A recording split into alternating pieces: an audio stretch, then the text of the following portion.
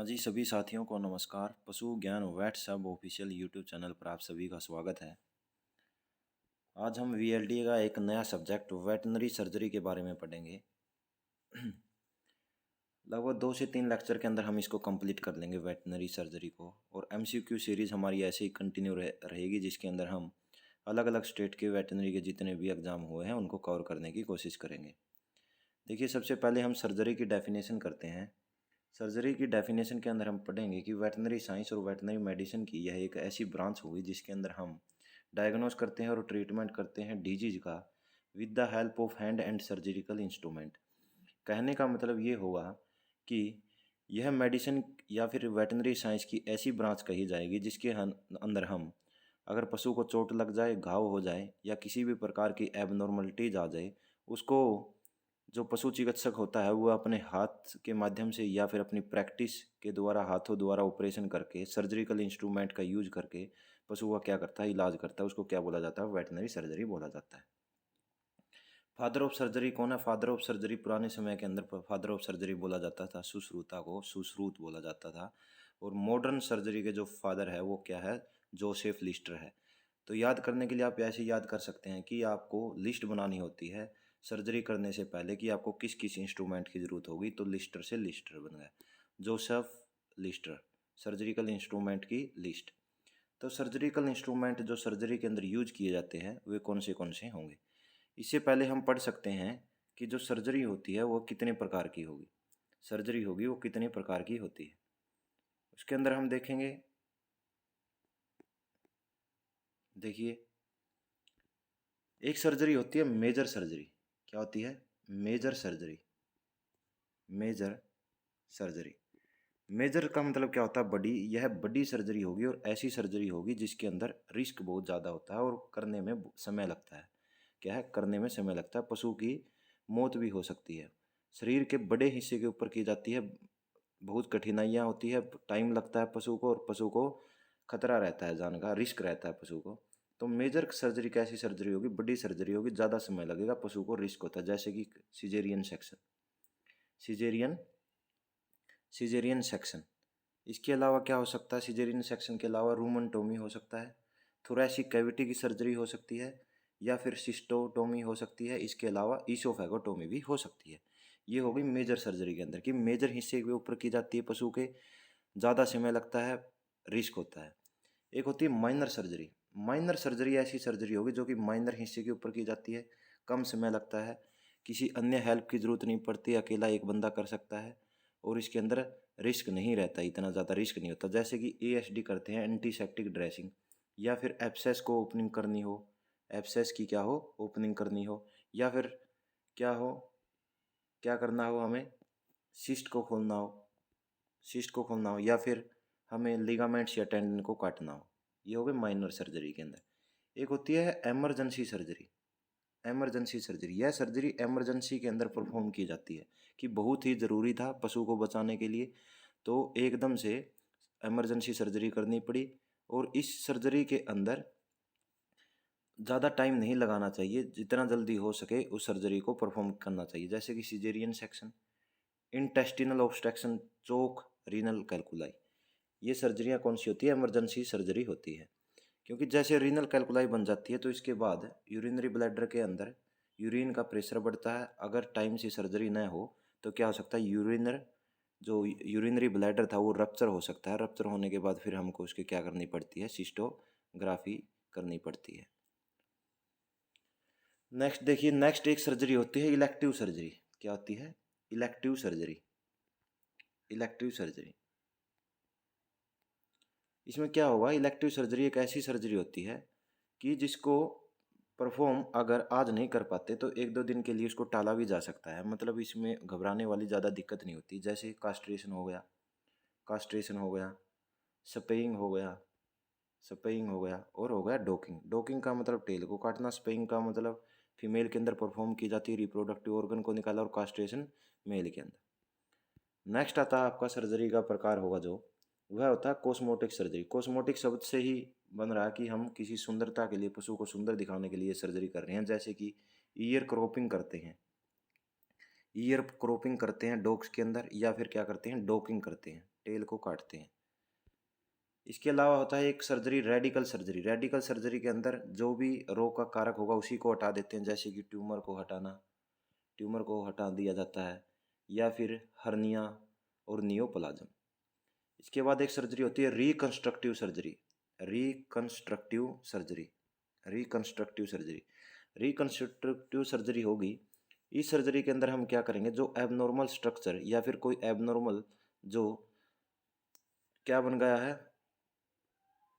फोड़ा या फोसा बन चुका है, एबनॉर्मल जो प्रोजेक्शंस या एबनॉर्मल स्ट्रक्चर बन चुकी है, उसको हम क्या करते हैं, हटाते हैं और वापस उसी शेप के अंदर लेकर आते हैं। जैसे टीट फिस्टूला, टीट फिस्टूला या फिर रेक्टो वेजाइनल फिस्टूला, ये इसके अंदर आते हैं। रिकंस्ट्रक्टिव का मतलब है दोबारा से रिकंस्ट्रक्ट करके दोबारा से उसको नॉर्मल पोजीशन के अंदर लेके आना।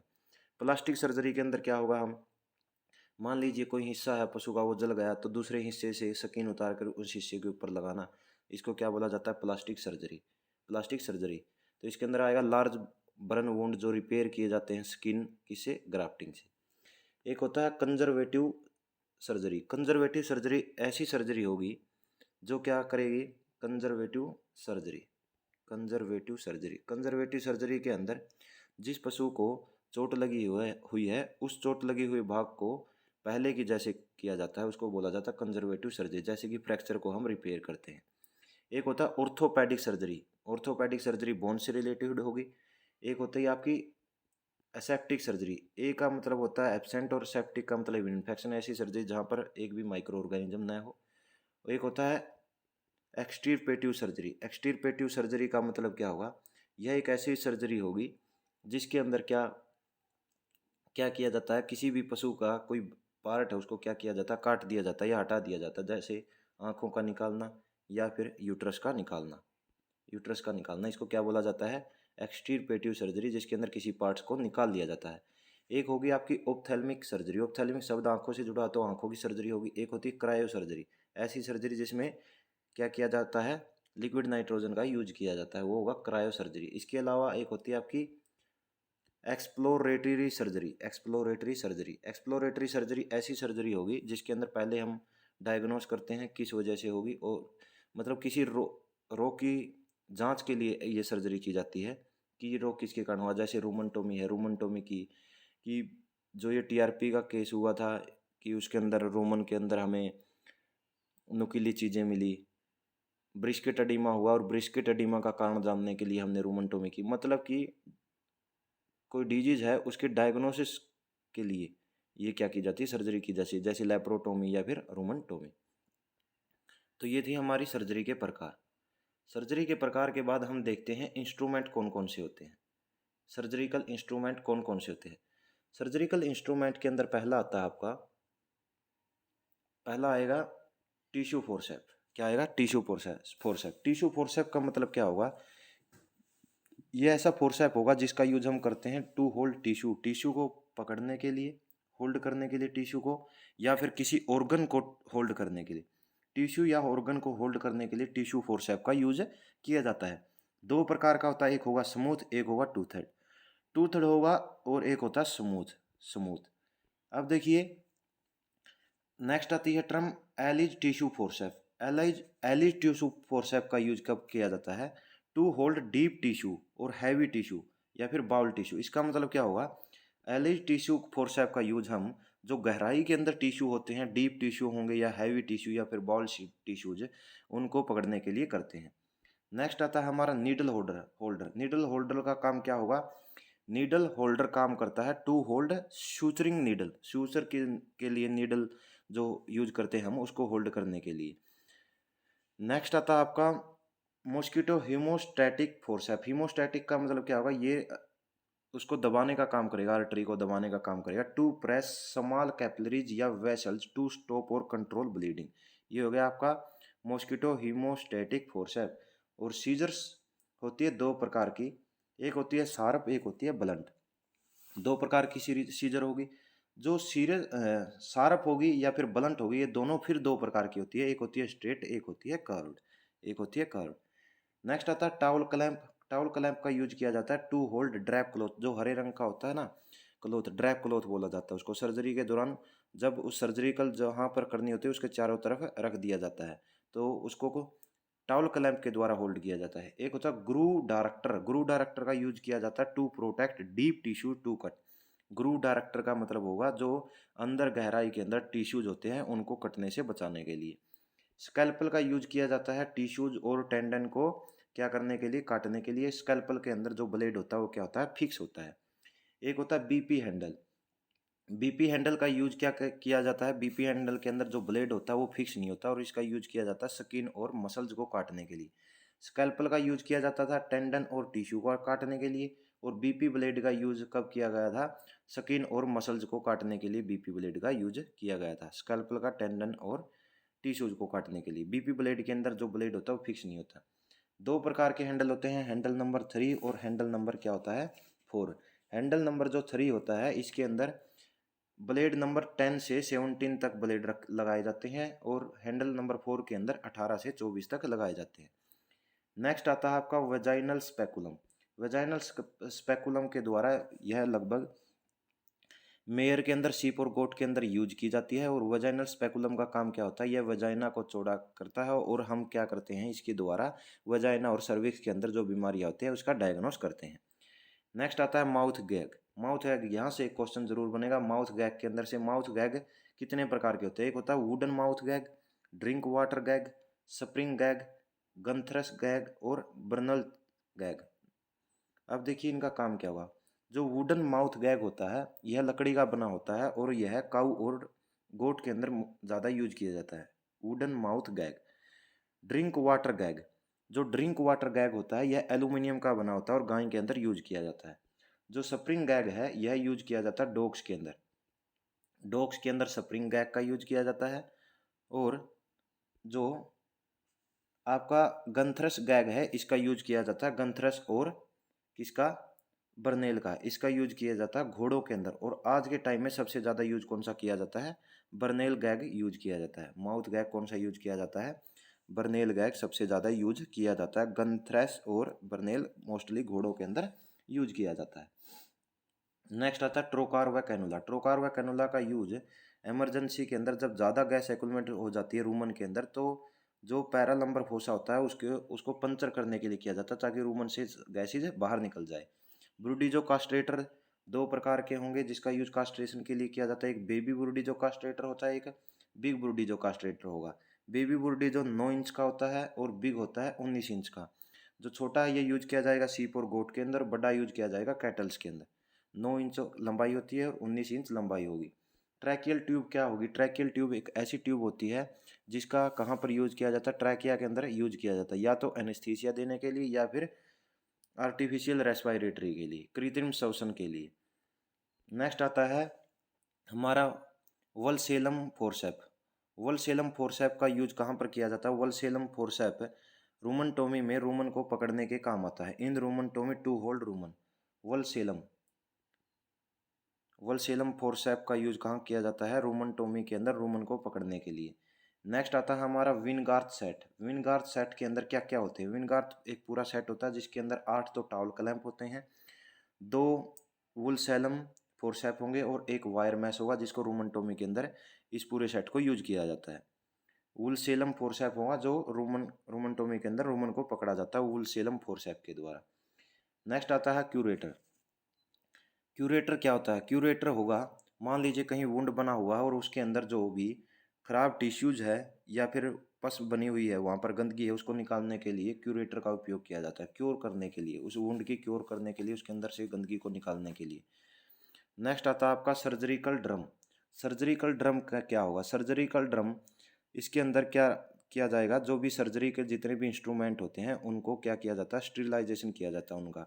स्टेरिलाइजेशन करने के लिए सर्जरिकल ड्रम का यूज किया जाता है।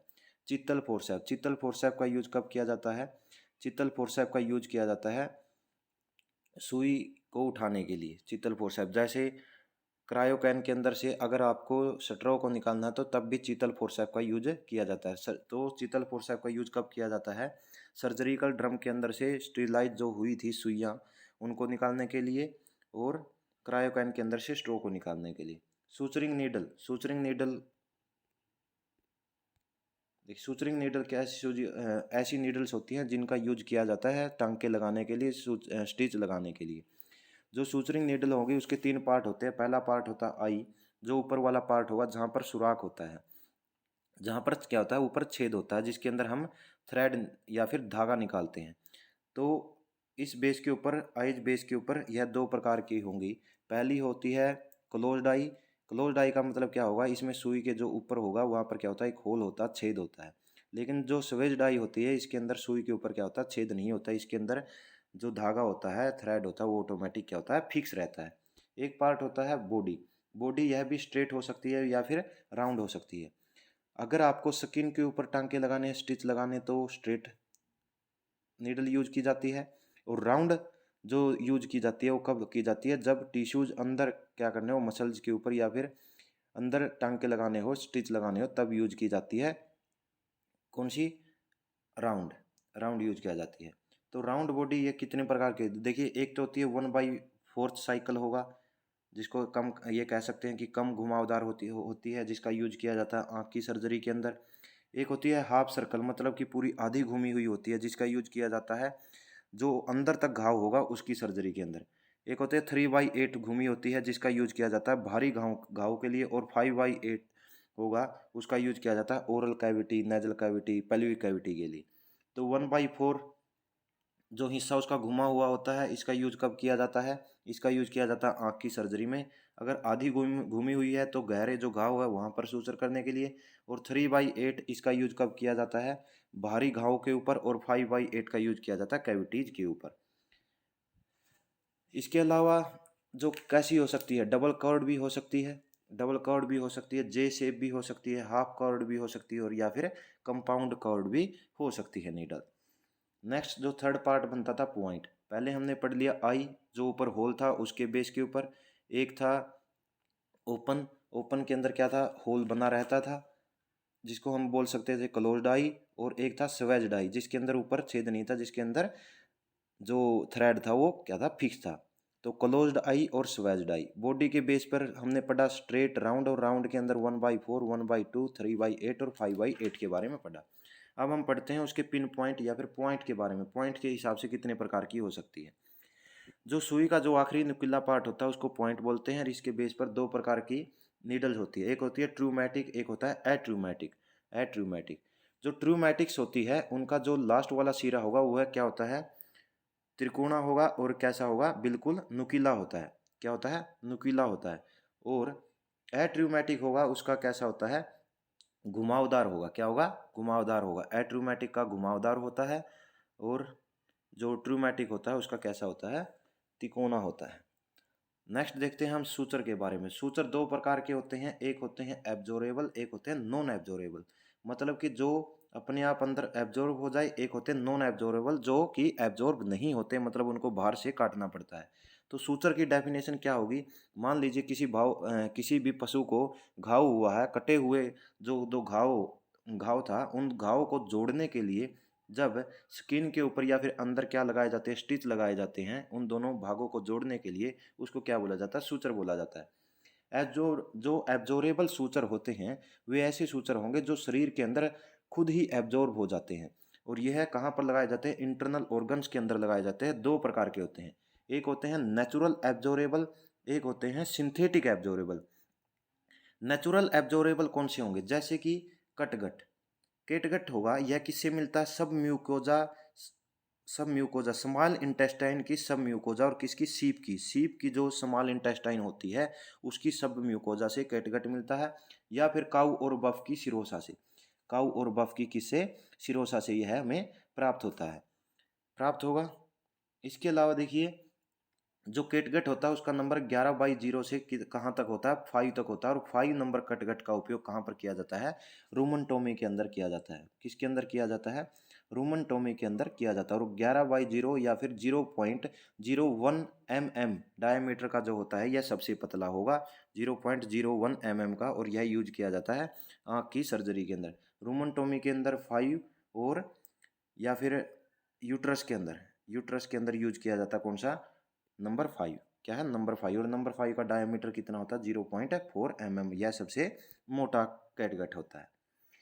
नेक्स्ट आता है क्रोमिक कैटगट। क्रोमिक कैटगट जब बनाया जाता है, कोई आपके पास कैटगट थ्रेड था, उसको आपने क्रोमिक एसिड के अंदर डुबो दिया, इससे क्या होगा, उसकी जो एब्जॉर्ब करने की थी पावर टाइमिंग वो बढ़ जाती है और क्या हो जाता है, और ज़्यादा मजबूत हो जाता है वो कैटगट, तो क्रोमिक एसिड के अंदर रखा जाता है। एक होता है आपका कोलेजन। कोलेजन कहाँ से मिलता है? कोलेजन मिलता है काऊ और बुफेलो के जो फ्लेक्सर और टेंडन। फ्लेक्सर और टेंडन से क्या मिलता है? कोलेजन मिलता है। क्या मिलता है? कोलेजन। टेंडन और फ्लेक्सर से क्या मिलता है? कोलेजन मिलता है।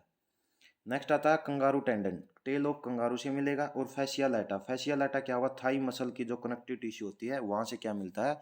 गाय और भैंस के अंदर जो थाई मसल की जो फैसिया लाटे होती है वहाँ से मिलता है। तो कोलेजन मिलता है टेंडन और फ्लेक्सर से। कंगारू टेंडन मिलेगा टेल ऑफ कंगारू से। और फेशिया लैटा है ये मिलेगा जो पशु की थाई मसल्स होती है वहाँ पर जो कनेक्टिव टिश्यू मिलती है जिसको फेशिया लाटा बोला जाता है। थाई मसल्स की जो कनेक्टिव टिश्यू होती है उनको बोला जाता है फेशिया लाटा। नेक्स्ट हम देखते हैं एमनियोटिक मेम्ब्रेन। एमनियोटिक मेम्ब्रेन क्या होगा? जो फीटस होगा उसकी एमनियोटिक मेम्ब्रेन से यह थ्रेड बनाया जाता है। नेक्स्ट देखते हैं हम आर्टिफिशियल जो एब्जॉर्बेबल थे। हमने पढ़ा अब नेचुरल एब्जॉर्बेबल। नेचुरल एब्जॉर्बेबल के अंदर कैटगट पढ़ा काऊ और बफ की सिरोसा से, स्मॉल इंटेस्टाइन सीप की सब म्यूकोजा से, और क्रोमिक कटगट जिसको क्रोमिक एसिड के अंदर हमने मॉडिफाई किया। इसके अलावा कोलेजन जो कि टेंडन और फ्लेक्सर से मिला, कंगारू टेंडन, फेशियालाटा और एमनियोटिक मेम्ब्रेन, ये सारे के सारे नेचुरल थे। अब हम पढ़ते हैं सिंथेटिक। आर्टिफिशियल या सिंथेटिक एब्जॉर्बेबल सूत्र है, ये लैब के अंदर बनाए जाते हैं। क्या बनाए जाते हैं? लैब के अंदर बनाए जाते हैं। इसके अंदर आता है हमारा फर्स्ट आता है पोलीग्लैक्टिन या फिर विक्राइल। पोलीग्लैक्टिन या फिर विक्राइल या फिर पोलीग्लाइकोलिक एसिड, ये दो प्रकार के होंगे जो कि लैब के अंदर बनाए जाते हैं। ये भी अपने आप एब्जॉर्ब होते हैं। पोलीग्लैक्टिन जिसको बोला जाता है विक्राइल, विक्राइल अपने आप एब्जॉर्ब हो जाता है। और एक है पोलीग्लाइकोलिक एसिड, पोलीग्लाइकोलिक एसिड ये भी अपने आप एब्जॉर्ब हो जाता है। याद करने के लिए आप इसको ऐसे याद कर सकते हैं कि ग्लाइकोलिक ग्लाइकोजन अंदर होता है शरीर के अंदर, अंदर एब्जॉर्ब कर लेगा, और गलेक्टिन ये भी अंदर होगा तो एब्जॉर्ब कर लेता है विक्राइल।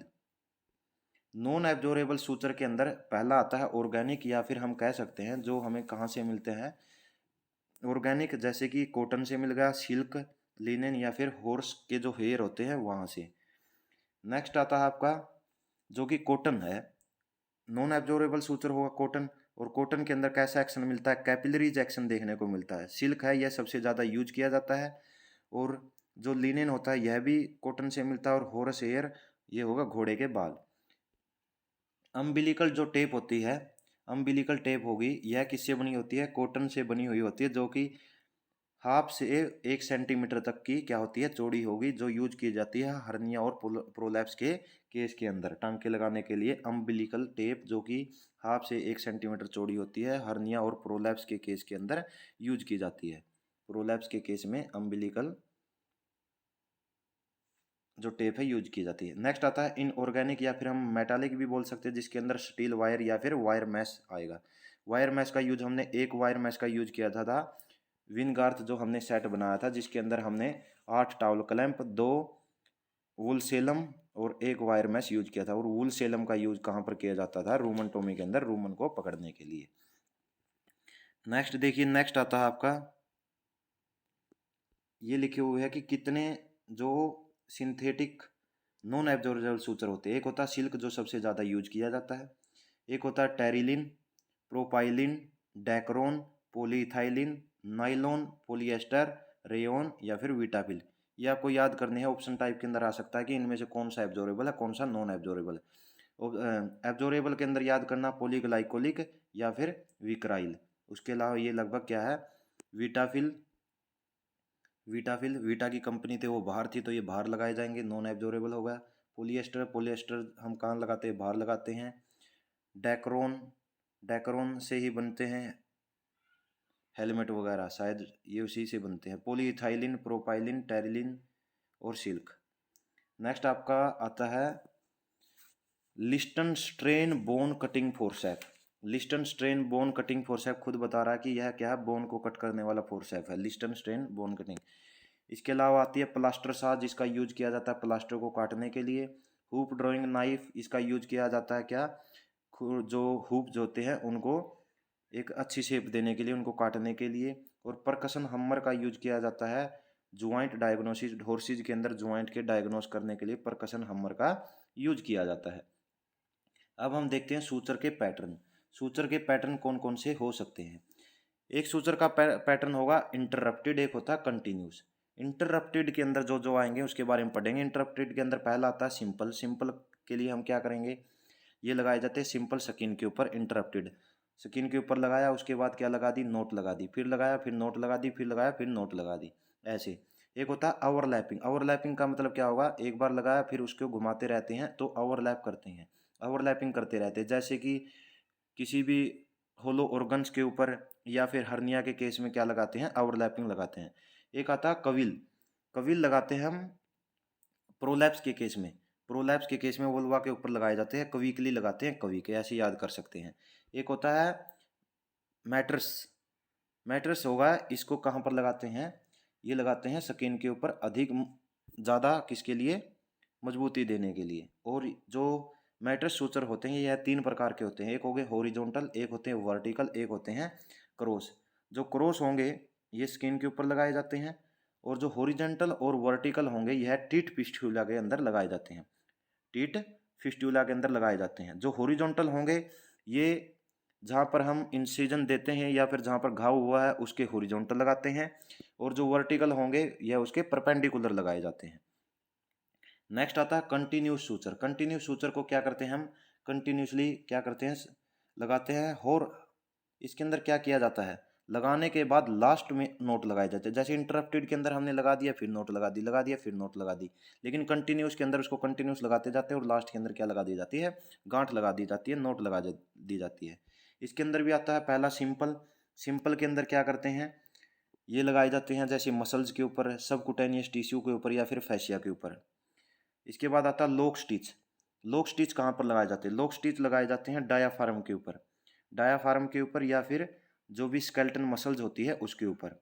प्रस स्ट्रिंग, प्रस स्ट्रिंग लगाया जाता है आपका वुल्वा के ऊपर, वजाइना, एनस या फिर क्या है, मुंह को बंद करने के लिए। और कशिंग सूचर लगाए जाते हैं। कशिंग या फिर कुशिंग सूचर बोला जाता है। यह लगाया जाता है इंटेस्टाइन के अंदर, जो इंटेस्टाइन के अंदर डीपली सबम्यूकोजा के ऊपर, इंटेस्टाइन की जो लेयर होती है सबम्यूकोजा उसके ऊपर कौन सा लगाया जाता है, कुशिंग सूचर लगाए जाते हैं। और कोरोनल सूचर लगाए जाते हैं बिल्कुल आंतों के अंदर डीप में, डीप में। और लैम्बर्ट लगाए जाते हैं। लैम्बर्ट के अंदर हम इंटरप्टेड और कंटिन्यूस दोनों प्रकार के लगाते हैं, और यह लगाते हैं होलो ऑर्गन्स के ऊपर, होलो ऑर्गन्स के ऊपर। तो अब देखिए इंटरप्टेड क्या था, इंटरप्टेड में हमने एक सूचर लगाया फिर नोट लगा दी, फिर लगाया फिर नोट लगा दी, स्टिच लगाया फिर नोट लगा दी। सिंपल लगाया स्किन के ऊपर, ओवरलैपिंग लगाया होलो ऑर्गन्स के ऊपर, जैसे हर्निया का केस था या होलो ऑर्गन्स थे वहां पर लगाया ओवरलैपिंग। और कविल लगाया कविकली प्रोलैप्स के केस में। मेटर्स लगाया स्किन के ऊपर, तीन प्रकार का, क्रॉस, हॉरिजॉन्टल और वर्टिकल। हॉरिजॉन्टल जो घाव लगाया था उसके हॉरिजॉन्टल, और वर्टिकल उसके क्या, परपेंडिकुलर। कंटिन्यूस के अंदर हमने क्या किया, ये कंटिन्यूसली लगाते हैं। सिंपल के अंदर हमने मसल्स के ऊपर या फिर जो फैशिया था या फिर सबका टिश्यू थी वहां पर लगाया। लॉक स्टिच, लॉक स्टिच लगाते हैं हम डायाफ्राम के ऊपर, किसके ऊपर, डायाफ्राम को क्या कर दिया हमने, लॉक कर दिया। लॉक स्टिच, लॉक स्टिच लगाते हैं। या फिर स्केलेटन मसल्स के ऊपर, स्केलेटन मसल्स को भी क्या करते हैं, लॉक करते हैं। पर स्ट्रिंग लगाते हैं, जैसे ये लगाया जाता है वुल्वा के ऊपर, एनस के ऊपर। और क्यूशिंग लगाते हैं स्मॉल इंटेस्टाइन की जो सब म्यूकोजा होती है। कोरोनल लगाते हैं डीप, जो क्या होते हैं इंटेस्टाइन के अंदर डीप। और लैम्बर्ट लगाते हैं, लैम्बर्ट के अंदर हम, ये भी होलो ऑर्गन के ऊपर लगाए जाते हैं लैम्बर्ट। लैम्बर्ट भी इसके अंदर इंटरप्टेड और कंटिन्यूस दोनों प्रकार के लगाए जाते हैं। कटगट की एब्जॉर्प्शन देखिए, मान लीजिए आपके पास प्लेन कैटगट है, प्लेन कैटगट है, इसका जो एब्जॉर्प्शन हो जाता है वो हो जाता है 10 डेज के अंदर, 10 डेज के अंदर। लेकिन अगर आपके पास माइल्ड है या फिर मीडियम है, माइल्ड 15 दिन के अंदर एब्जॉर्ब होता है और मीडियम 20 दिन के अंदर होगा। लेकिन एक्स्ट्रा क्रोमिक है आपके पास, एक्स्ट्रा क्रोमिक होगा वह 40 दिन के अंदर एब्जॉर्ब होता है, 40 दिन के अंदर एब्जॉर्ब होगा। अब देखते हैं हम स्टीरिलाइजेशन के बारे में। स्टीरिलाइजेशन का मतलब क्या होता है कि स्टीरिलाई करना, मतलब कि सूक्ष्म जीव जितने भी माइक्रो ऑर्गेनिज्म थे उसको, और उनके जो स्पोर्स होते हैं उनको क्या करना, पूरी तरह से नष्ट करना, उसको बोला जाता है स्टीरिलाइजेशन। स्टीरिलाइजेशन क्या बोला जाता है? कहीं भी सरफेस है उसको स्टीरिलाइज करना, मतलब उसको फ्री करना माइक्रो ऑर्गेनिज्म और उसके स्पोर से। डिसइंफेक्टेंट का यूज किया जाता है अलाउ नॉन लिविंग टिश्यूज के ऊपर, नॉन लिविंग टिश्यूज के ऊपर। इसके अंदर भी क्या किया जाता है? माइक्रो ऑर्गेनिज्म को क्या किया जाता है? खत्म किया जाता है। अब देखिए जो स्टीरिलाइजेशन होती है वह दो प्रकार से की जाती है। एक फिजिकल रूप से, फिजिकल के अंदर तीन प्रकार होंगे। वैसे स्टीरिलाइजेशन है वो तीन तरीकों से की जाती है, एक फिजिकल, एक केमिकल और एक मैकेनिकल। फिजिकल के अंदर हम क्या करते हैं? फिजिकली हम इंस्ट्रूमेंट्स को लेते हैं और कहाँ पर रखते हैं? फिजिकल के अंदर आप हीट और रेडिएशन के बारे में पढ़ेंगे। फिजिकल के अंदर आप हीट और रेडिएशन के बारे में पढ़ेंगे। और हीट के अंदर इसमें क्या करेंगे? इंस्ट्रूमेंट को हीट दी जाती है। क्या दी जाती है? हीट दी जाती है। पहला देखिए, हीट के अंदर डायरेक्ट हीट। आपने क्या किया? कोई आपके पास इंस्ट्रूमेंट था, उसको क्या रख दिया? आग के ऊपर रख दिया, हीट के ऊपर रख दिया। तो आपने उस इंस्ट्रूमेंट को हीट दी। हीट देने के बाद वो क्या होगा? गर्म होगा। गर्म, इसके लिए हम किस किस को इस डायरेक्ट हीट के द्वारा स्टीलाइज करते हैं? कोई भी मेटल है या फिर आपके पास ग्लास है, ग्लास है, कांच के जितने भी इंस्ट्रूमेंट है उनको यूज किया जाता है डायरेक्ट हीट के द्वारा। हीट के द्वारा। एक होता है आपका ग्लास बीड। ग्लास बीड के अंदर हम क्या करेंगे? ग्लास बीड के अंदर कांच के बने हुए क्या होते हैं? आपके पास इंस्ट्रूमेंट्स होते हैं इसके अंदर। और इनको क्या कर दिया जाता है? गर्म कर दिया जाता है। गर्म करने के बाद जो भी इंस्ट्रूमेंट आपको स्टीलाइज करना होता है इन ग्लास के अंदर रख दिया जाता है। जो इंपॉर्टेंट है इसके अंदर है hot air oven. Hot air oven के अंदर क्या करते हैं? इसके अंदर जो स्टैंडर्ड टेम्परेचर यूज किया जाता है वो होगा 160 डिग्री सेल्सियस। ये आपका एलएससी के एग्जाम के अंदर आया हुआ है। 160 डिग्री सेल्सियस 1 घंटे के लिए। अगर टेम्परेचर आपने बढ़ा दिया तो समय कम कर दीजिए, हाफ आवर कर दीजिए 180 के ऊपर। और 160 के ऊपर आप 2.5 घंटे कर दीजिए। और 120 के अंदर आप 8 घंटे कर दीजिए। 120 होगा तो टेम्परेचर 8 घंटे लग जाएंगे, 8 घंटे लग जाते हैं। ये आ गया आपका इसके अंदर फायर के अंदर, जो मतलब कि हीट के अंदर किस किस चीज़ का यूज किया जाए।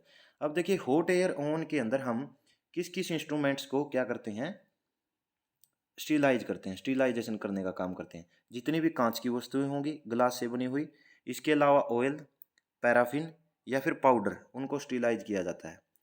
किस किस को किया जाता है? हॉट एयर ओवन के अंदर हम कांच की बनी हुई वस्तुओं को पाउडर, तेल या फिर पैराफिन ये यूज करते हैं। स्टैंडर्ड टेम्परेचर आपको याद करना है, ये मोस्ट इंपॉर्टेंट पॉइंट बनता है 160 डिग्री 1 घंटे के लिए।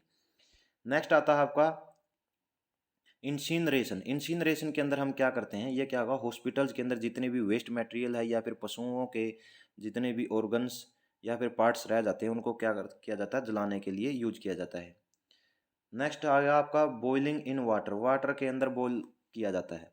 इसके अंदर हम पानी को 100 डिग्री सेल्सियस तक पर कम से कम 10 से 15 मिनट तक गर्म करते हैं। और इस जो भी यूज करेंगे ये टेक्निक, इसके अंदर जो माइक्रो ऑर्गेनिज्म मर जाते हैं लेकिन उनके स्पोर्स क्या है? मरते नहीं, स्पोर्स बने रहते हैं।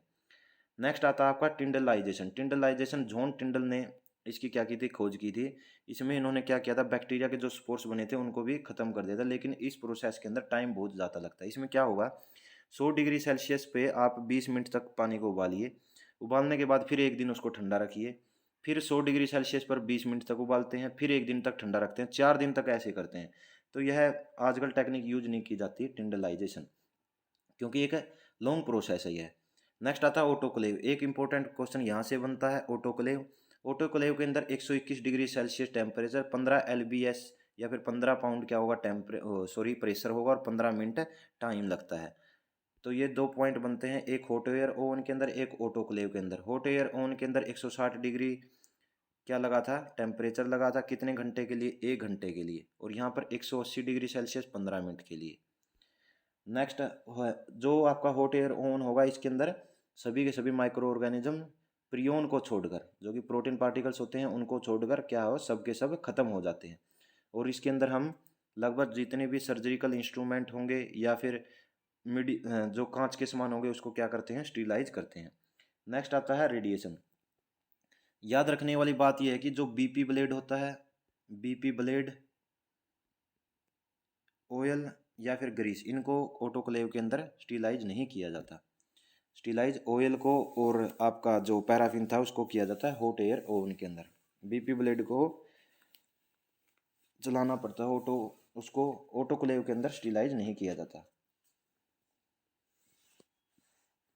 रेडिएशन देखिए, रेडिएशन के अंदर यूवी रेज, एक्स रेज या फिर गामा रेज हम क्या करते हैं, यूज करते हैं। यूवी रेज ऑपरेशन थिएटर के अंदर स्टीलाइजेशन करने का काम करती है। नेक्स्ट आता है केमिकल स्टीलाइजेशन। केमिकल स्टीलाइजेशन के अंदर हम गैस का यूज करते हैं। एक होगी गैस स्टीलाइजेशन केमिकल के अंदर, एक होती है कोल्ड स्टीलाइजेशन। गैस स्टीलाइजेशन के अंदर क्या करेंगे, हम जिस भी रूम को स्टीलाइज करना है उसको बंद करके गैस छोड़ देते हैं उसके अंदर, जैसे इथाइलिन ऑक्साइड, फॉर्मेलिन। और कोल्ड क्या होता है, कोल्ड के अंदर हम क्या करेंगे, किसी भी केमिकल सॉल्यूशन को लेंगे और उसके अंदर क्या है, इंस्ट्रूमेंट जितने भी स्टीलाइज करने हैं उसको डुबो देते हैं। उसके अंदर हम यूज करते हैं क्या, आयोडीन, डिटोल और अल्कोहल। इसके अलावा क्लोरोहेक्सिडिन। डिटोल को क्या बोला जाता है, डिटोल को बोला जाता है क्लोरोजाइलिनोन, क्लोरोजाइलिनोल, क्लोरोजाइलिनोल बोला जाता है डिटोल को। तो ये हो गया आपकी कोल्ड स्टीलाइजेशन। और जो आपका एनिमल सैड होता है या फिर पशुशाला होती है, उसको स्टीलाइजेशन करने के लिए 4% फॉर्मल्डिहाइड का यूज किया जाता है। अब आएगा आपका कटगट। केटगट को अगर आपको स्टीलाइज करना है तो आपको 95% आइसोप्रोपाइल अल्कोहल का यूज करना पड़ेगा। नेक्स्ट जो स्टीलाइजेशन की टेक्निक थी वो थी मैकेनिकल। मैकेनिकल के अंदर हम क्या करते हैं, मैकेनिकल के अंदर हम मेम्ब्रेन फिल्टर का यूज करते हैं, जिसके अंदर इसके अंदर ऐसी ड्रग्स या ऐसी लिक्विड जो भी सब्सटेंसेज का यूज करते हैं जो कि गर्म करने पर खराब हो जाते हैं, उनके लिए मेम्ब्रेन फिल्टर यूज की जाती है। मैकेनिकल स्टीलाइजेशन दो प्रकार की होती है, माइक्रो फिल्टर और नैनो फिल्टर। माइक्रो फिल्टर के अंदर बैक्टीरिया अलग हो जाते हैं और नैनो फिल्टर के अंदर क्या हो जाते हैं, जो भी वायरस होंगे वे अलग हो जाते हैं। नेक्स्ट आता है आपका एक इम्पोर्टेंट पर्सन, जो जहाँ से पॉइंट बनता है या फिर क्वेश्चन बनता है, वो होगा आपका पास्चुराइजेशन। पास्चुराइजेशन का मतलब क्या होगा, जितने भी हमारे डेयरी प्रोडक्ट्स हैं उनके अंदर बैक्टीरिया की जो संख्या है उनको कम करने के लिए पास्चुराइजेशन किया जाता है। दो प्रकार से टेक्निक यूज की जाती है, एल टी और HT/ST। एल टी का मतलब क्या होगा, long long temperature, sorry low temperature long time. अगर टेम्परेचर कम दिया तो लंबा समय लगेगा। इसके लिए 63 डिग्री सेल्सियस के ऊपर, वैसे एक्चुअल 62.8 होता है लेकिन 63 माना जाता है, 63 डिग्री सेल्सियस के ऊपर 30 मिनट्स के लिए। और हाई टेम्परेचर सोर टाइम के अंदर 73 डिग्री सेल्सियस पर 15 सेकंड के लिए, 15 सेकंड के लिए।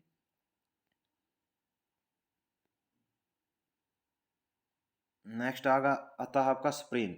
स्प्रेन हमने बताया था मोच होगा। यहाँ पर क्या होता है स्प्रेन के अंदर, स्प्रेन के अंदर जब ज्वाइंट्स के ऊपर चोट लग जाती है तो ज्वाइंट्स को जो जोड़ने वाले लिगामेंट्स होते हैं वे टूट जाते हैं, या उनके अंदर कोई भी क्या जाती है, एबनॉर्मलिटी जाती है, उसको क्या बोला जाता है, स्प्रेन बोला जाता है। एक होता है स्ट्रेन। स्ट्रेन रिलेटेड है किससे, टेंडन और मसल्स से।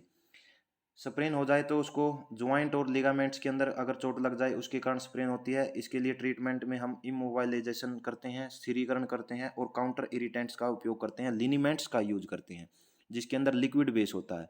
आयोडेक्स, टीटीओएल, कैम्फर और मिथाइल सैलिसिलेट का यूज किया जाता है।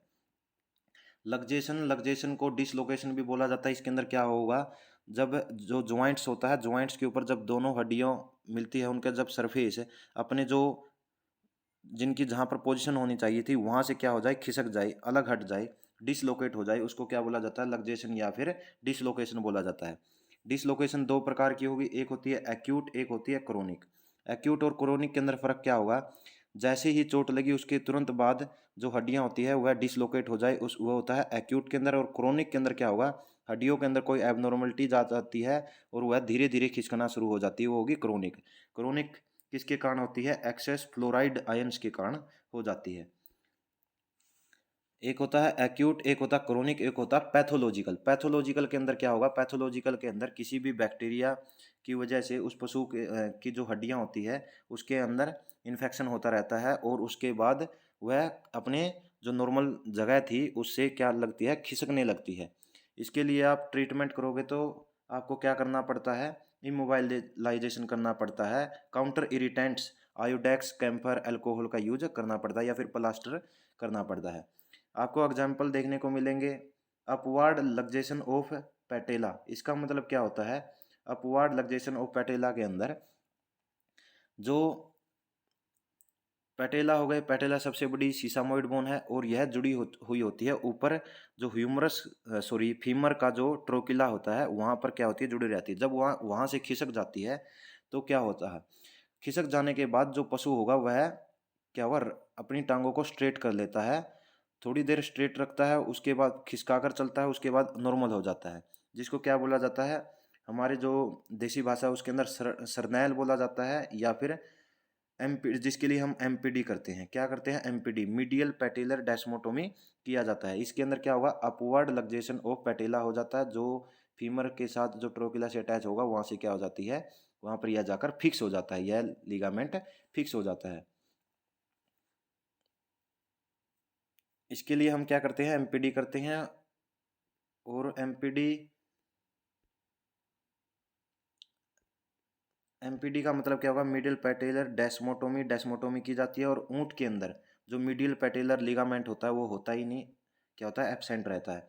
स्ट्रिंग हाल्ट यूज की जाती है, स्ट्रिंग हाल्ट होक ज्वाइंट के अंदर जब इनवॉलेंट्री फ्लिक्शन हो जाए घोड़ों के अंदर, यह क्या किया जाता है, यूज किया जाता है। इसमें क्या करता है, घोड़ा पेट के ऊपर झटके देता है, जो अपना स्टोमक होगा उसके ऊपर झटके देगा। स्ट्रिंग हाल्ट होक ज्वाइंट इनवॉलेंट्री फ्लिक्शन घोड़ों के अंदर यूज और पेट के ऊपर झटके देना। MPD medial patellar desmotomy, upward luxation of patella, जो पैटेला होगा यह फीमर की जो ट्रोकिला होती है उसके ऊपर खिसक जाती है।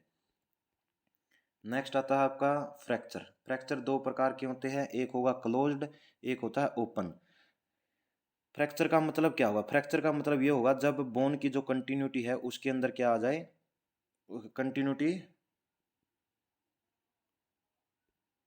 देखिए फ्रैक्चर, फ्रैक्चर के अंदर और फ्रैक्चर और वुंड, वुंड वुंड के अंदर क्या होगा, जो सॉफ्ट टिश्यूज होती है उसकी कंटिन्यूटी भंग हो जाती है, कंटिन्यूटी खत्म हो जाती है। और फ्रैक्चर के अंदर जो बोन्स होंगी, बोन्स या फिर जो लिगामेंट्स होते हैं उनकी जो कंटिन्यूटी है उसके अंदर फर्क आ जाता है।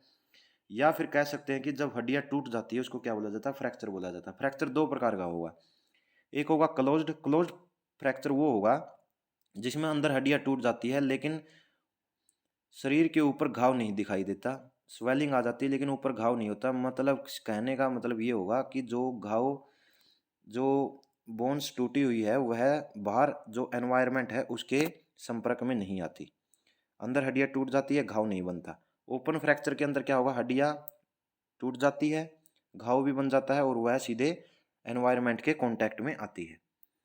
अब देखिए अगर पशु की बोन टूट जाती है उसके अंदर कितने प्रकार के फ्रैक्चर देखने को मिलता है। एक होगा ग्रीन स्टिक, ग्रीन स्टिक का मतलब क्या होगा, यह ग्रीन स्टिक की तरह मुड़ जाता है और जहां पर जैसे मुड़ती है वहां पर क्या होगा, आपका फ्रैक्चर देखने को मिलता है, छोटे बच्चों के अंदर सबसे ज्यादा होगी।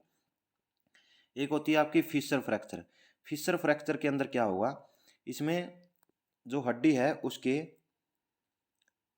किसी भी हिस्से के ऊपर एक या एक से अधिक हिस्सों के ऊपर क्या मिलती है, आपको फिशर देखने को मिलता है, दरारी देखने को मिलती है। एक होता है depression fissure, depression fracture, sorry depression fracture, depress हो जाती है, मतलब कि क्या होगा, हड्डी का हिस्सा क्या हो जाता है, दब जाता है और वहां पर क्या बन जाएगा, एक गड्ढा बन जाता है। फ्रंटल और मैग्जिला, फ्रंटल और मैग्जिला के ऊपर डिप्रेशन फ्रैक्चर सबसे ज्यादा देखने को मिलता है। एक होता है कंप्लीट फ्रैक्चर, कंप्लीट फ्रैक्चर के अंदर क्या होगा, हड्डी पूरी तरह से टूट जाती है। और कंप्लीट फ्रैक्चर भी दो प्रकार का होगा, ट्रांसवर्स और ओब्लिक। ट्रांसवर्स क्या होगा, ट्रांसवर्स के अंदर जो परपेंडिकुलर वो बोन टूट जाती है, और ओब्लिक के अंदर तिरछी टूट जाती है, क्या होगी, तिरछा होगी, टूट जाती है। कम्युनिटेड का मतलब कम्युनिटी, यहाँ पर जितनी भी फ्रैक्चर जो हड्डी है उसके अंदर फ्रैक्चर हुआ सारे के सारे आकर एक ही जगह पे मिल जाते हैं, एक ही जगह पर। मल्टीपल फ्रैक्चर क्या हो गया, एक हड्डी के ऊपर बहुत सारी जगह पर या फिर हड्डी के बहुत सारे टुकड़े हो जाना, छोटे छोटे टुकड़े हो जाना। एवुल्जन का मतलब क्या होगा, एक कैप लाइक पोजीशन के अंदर, जैसे आपने कोहनी बाहर निकाली और उसके बाद किसी पीछे से कोई भी व्हीकल आया उससे फ्रैक्चर हो गया, कोहनी वाला जो ऊपर वाला हिस्सा होगा कैप लाइक, या क्या हो जाता है, दूर गिर जाता है। यह किसके अंदर होगा, एवुल्जन। टेंडन और जो लिगामेंट्स होते हैं उनके अंदर जब बहुत ज़्यादा खिंचाव हो जाता है तो हड्डी का जो हिस्सा है वह कैप की तरह अलग हो जाता है, उसको बोलते हैं एवुल्जन। एवुल्जन टेंडन और किसके अंदर, लिगामेंट्स के अंदर। जो ट्रीटमेंट करते हैं हम इसका किसके द्वारा करते हैं, स्प्लिंट मेथड के द्वारा, स्प्लिंट मेथड के द्वारा, या फिर थॉमस स्प्लिंट या फिर पीओपी। पीओपी का मतलब प्लास्टर ऑफ पेरिस सबसे ज़्यादा यूज की जाती है। और थॉमस स्प्लिंट के अंदर हम आयरन और एल्यूमिनियम की बनी रोड्स लेते हैं जिसका उपयोग किया जाता है क्या बोन्स को क्या है एक जगह पे फिक्स करने के लिए।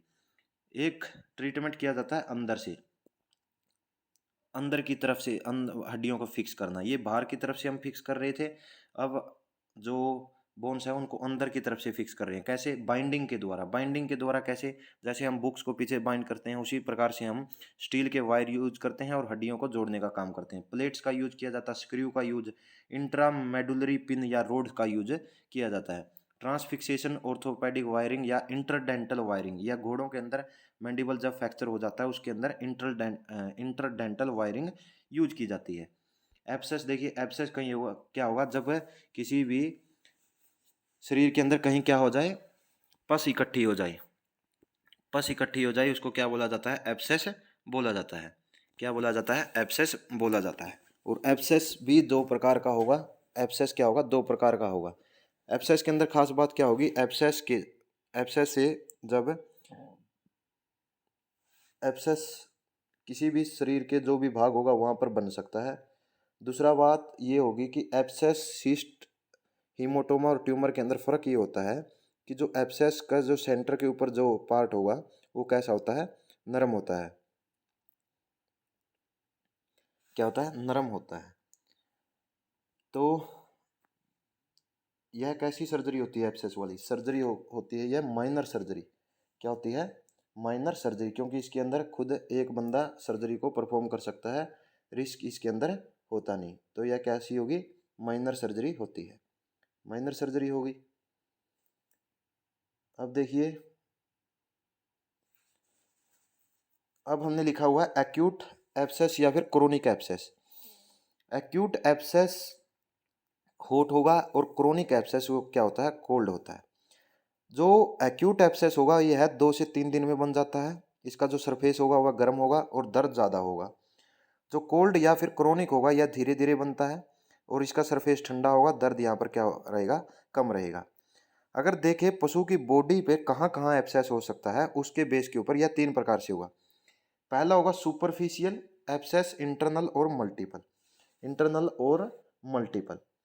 इंटरनल और मल्टीपल के अंदर देखिए, अगर जो एब्सेस है शरीर के ऊपरी हिस्से के ऊपर होगा, जो ऊपर वाला सरफेस होगा वहां पर होता है, तो उसको बोला जाता है सुपरफिशियल एब्सेस। यह स्किन के ऊपर बनता है और यह स्किन के नीचे तक फैल सकता है, इसको बोला जाता है सुपरफिशियल।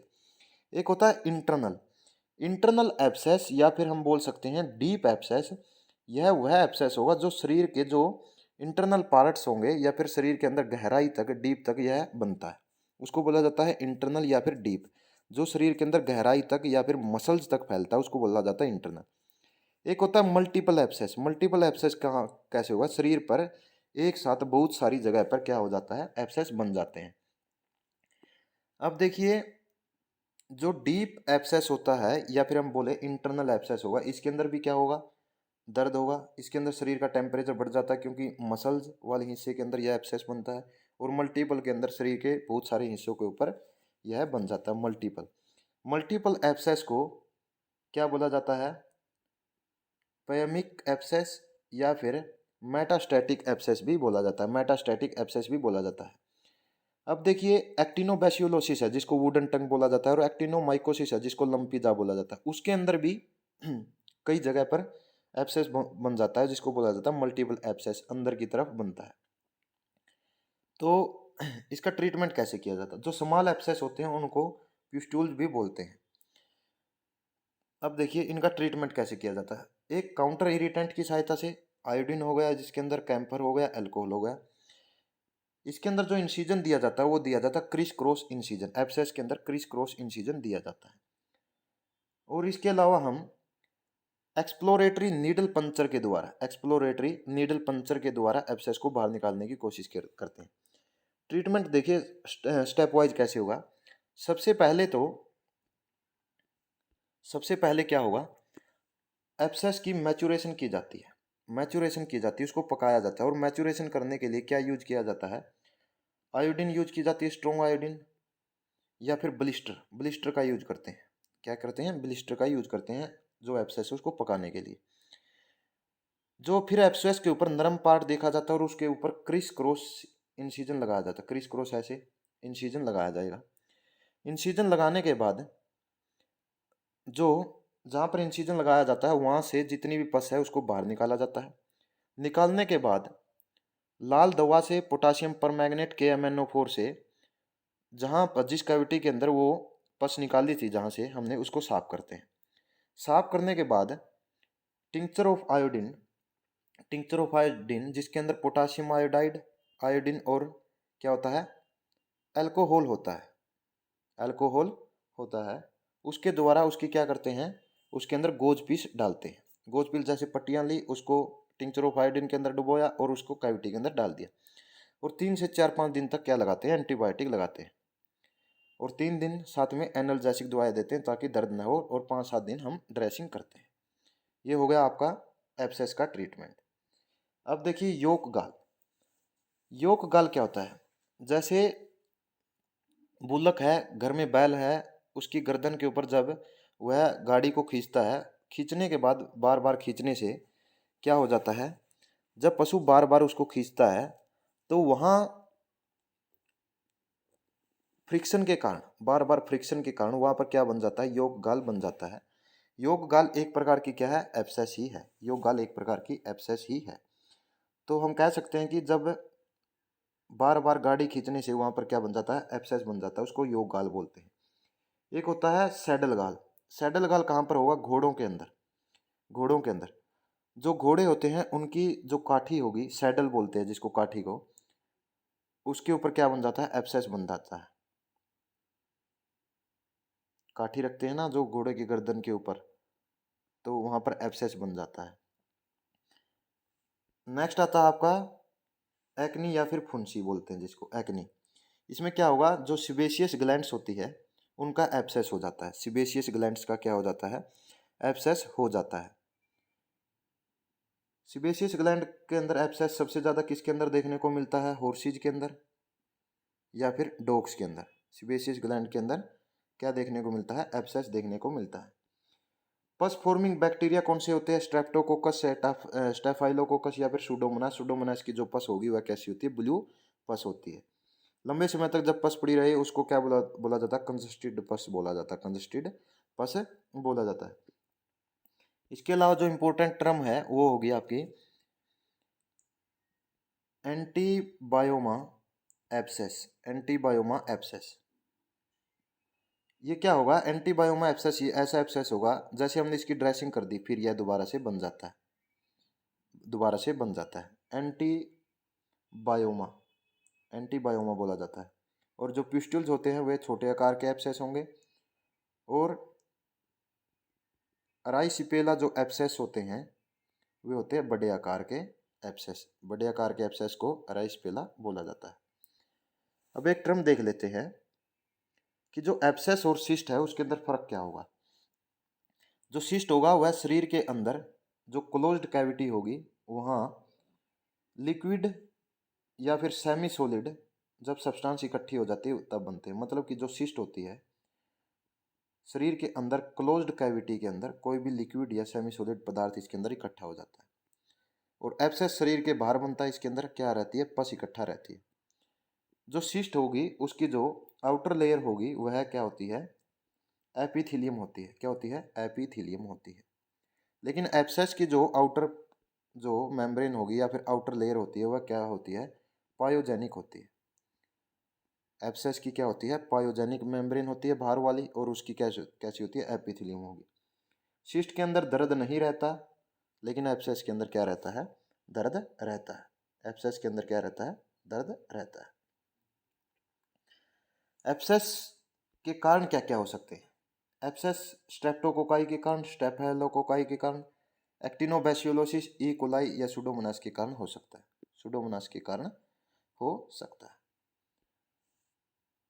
तो ये हमारा आज का टॉपिक था जिसके अंदर हमने सर्जरी को कम का एक पार्ट किया। 1-2 पार्ट के अंदर हम इसको क्या कर लेंगे? कंप्लीट कर लेंगे। अब हम देख लेते हैं ये हमारा बीपी हैंडल। आगे ब्लेड लगाया जाता है, बीपी हैंडल 3 और 4 प्रकार के होंगे। नंबर 3 और नंबर 4, ये नंबर 3 है। इसके अंदर आप 17 तक ब्लेड लगाते हैं, यहाँ पर 18 से 24 तक ब्लेड लगाते हैं, 18 से 24 तक।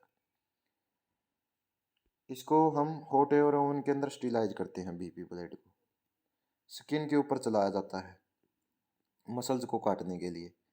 ये आपके ब्लेड होंगे जो कि 9 से 17 तक और आपका 18 से 24 36 तक, 24 25 26 ये ब्लेड होते हैं। ये आपका सीजर होगा, स्ट्रेट सीजर। क्या होती है? Straight scissor. ये देखिए, ये हो गया आपकी curved scissor. Curved scissor use किया जाता है to cut heavy tissue tough structure like skin, fascia और मसल्स को काटने के लिए। नेक्स्ट आपकी आर्टरी फोर्सेप, हीमोस्टेट का काम करती है आर्टरी को दबाने के लिए, ब्लीडिंग को कंट्रोल करने के लिए। ये आपकी है मॉस्किटो फोर्सेप। मॉस्किटो फोर्सेप आगे से कर्ड है, हीमोस्टेट के रूप में यूज की जाती है। एलिज फोर्सेप, एलिज फोर्सेप के बारे में हमने बताया था, ये है आपका एलिज फोर्सेप। यूज किया जाता है टू होल्ड हैवी या फिर डीप टिश्यू को पकड़ने के लिए, स्किन ऑर्गन्स को पकड़ने के लिए, बाउल्स को पकड़ने के लिए। टाउल क्लैंप है ये, ड्रैप को पकड़ने के लिए। ये आपका आ गया नीडल होल्डर। नीडल होल्डर के अंदर यहाँ पर एक ग्रूव मिलेगा, नीडल होल्डर। नीडल को होल्ड करने का काम करता है और इसका काम करता है to grasp hold needle and guide the needle when suturing. जब सूजर करते हैं तो गाइड करता है नीडल को कौन सी साइड जाना है। आशा करता हूँ सभी को सेशन पसंद आया होगा। धन्यवाद।